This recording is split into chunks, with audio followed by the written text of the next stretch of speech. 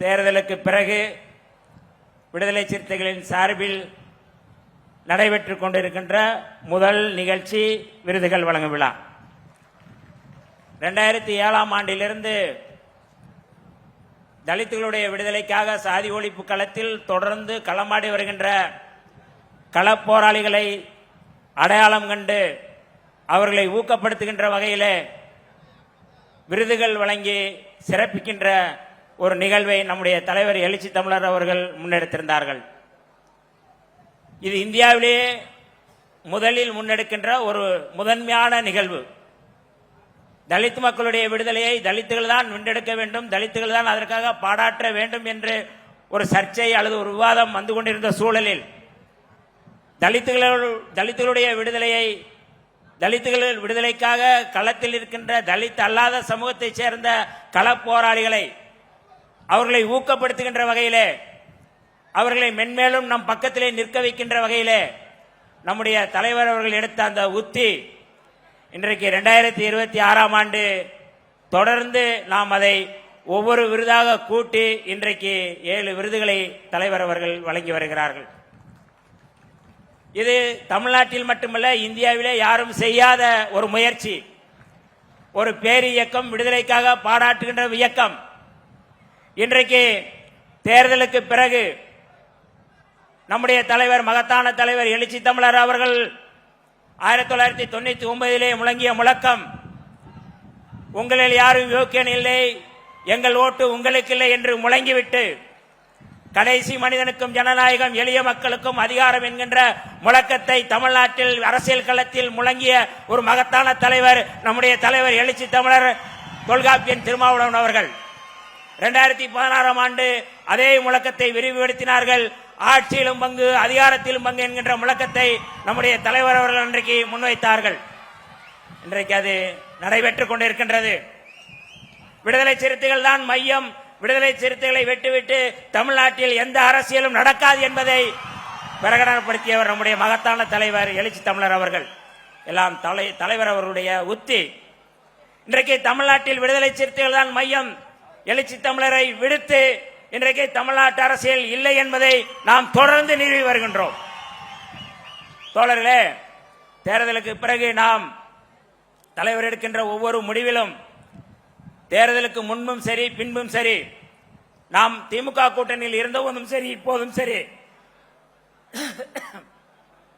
விடுதலை சிறுத்தைகளை குறிவைத்து, விடுதலை சிறுத்தைகளை மையப்படுத்திய, விடுதலை சிறுத்தைகளை எப்படியாவது இந்த கூட்டணியிலிருந்து வெளியேற்ற வேண்டும்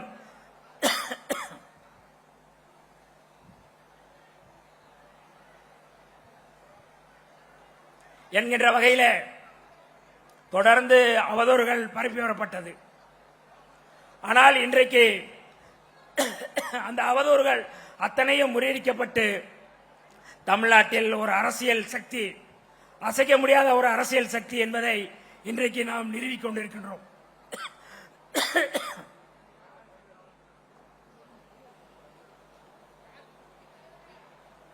ஒரு வார ஏடும் அல்லது ஒரு தொலைக்காட்சியும் தொடர்ந்து இதோ விடுதலை சிறுத்தைகள் உடைய போகின்றது, விடுதலை சிறுத்தைகள் சரிய போகின்றது, விடுதலை சிறுத்தைகள் கதை முடிய போகிறது என்று சொல்கிறார்கள். அவர்கள் இந்த அரங்கத்திற்கு வந்து பார்க்கட்டும். இதே அளவு கூட்டம் வெளியிலே நிற்கின்றது.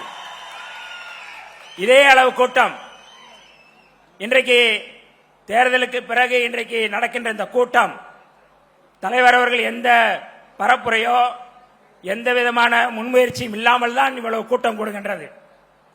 தமிழ்நாட்டின் தலையெழுத்தை, தமிழ்நாட்டுடைய ஆளுமையை, தமிழ்நாட்டுடைய இறையாண்மையை பாதுகாக்கின்ற ஒரு பேர் இயக்கம் விடுதலை சிறுத்தைகள். விடுதலை சிறுத்தைகளுடைய தலைவர் நம்முடைய தலைவர் எழுச்சி தமிழர் அவர்கள்.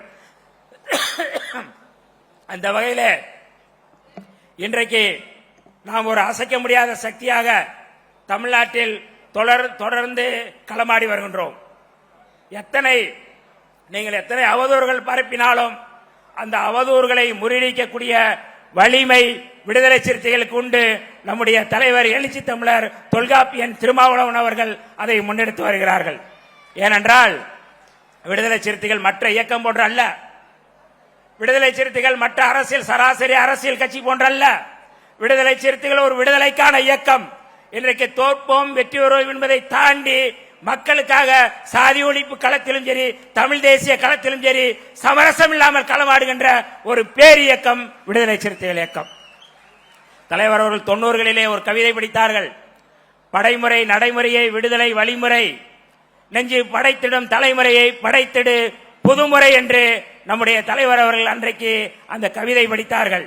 நாம் அரசியல் களத்திலும் அப்படித்தான் இருக்கின்றோம். நாம் எம்எல்ஏவாக இருக்கின்றோம், எம்பியாக இருக்கின்றோம், அமைச்சர்களாக இருக்கிறோம் என்பதை தாண்டி அதெல்லாம் பெருமை அல்ல. விடுதலை சிறுத்தையா இருப்பதுதான் நமக்கு பெருமை. இன்றைக்கு எம்எல்ஏவாக இருக்கிறவர்கள் இல்லாமல் இருக்கலாம், அமைச்சராக இருப்பதனால இல்லாமல் இருக்கலாம். ஆனால் விடுதலை சிறுத்தை என்கின்ற அந்த பதவியை, அந்த பொறுப்பை யாரும் நம்மிடமிருந்து பறிக்க முடியாது. அதுதான் நமக்கான நிரந்தரமான ஒரு பதவி, ஒரு பெருமை. அதுதான் நமக்கு திமிரான ஒரு அதிகாரமான ஒரு பதவி. விடுதலை சிறுத்தை என்பதுதான். எம்எல்ஏ என்பதோ எம்பி என்பதோ அமைச்சர் என்பதோ இல்லை. அதையெல்லாம் உணர்ந்து கொண்டுதான் இந்த களத்திலே, சாதி ஒழிப்பு களத்திலே, தமிழ் தேசிய களத்திலே, எழுச்சி தமிழர் திருமாவளவனருடைய படை அணியிலே இன்றைக்கு நாம் நின்று வருகிறோம். இன்றைக்கு அமைச்சராக இருப்பவர்கள் நாளை இருக்க முடியாது.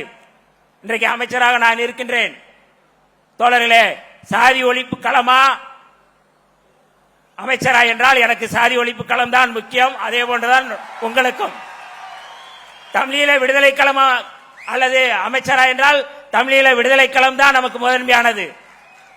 தமிழ்நாட்டை பாதுகாக்க வேண்டும், தமிழ்நாட்டுடைய இறையாண்மை பாதுகாக்க வேண்டும் என்கின்ற களம் முக்கியமா, அல்லது அமைச்சரா என்றால் நமக்கு தமிழர் இறையாண்மை, தமிழ்நாட்டு இறையாண்மை பாதுகாக்கக்கூடிய களம் தான் நமக்கு முக்கியம்.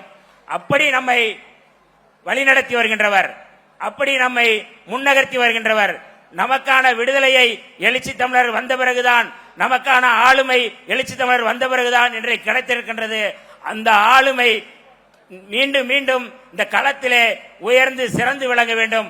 அதற்காக நாம் அத்தனை பேரும் ஒன்றிணைந்து விடுதலை சிறுத்தையாய் தொடர்ந்து கிராமம் கிராமமாக எல்லா பகுதியிலும் நின்று நாம் களமாட வேண்டிய பொறுப்பு இருக்கின்றது.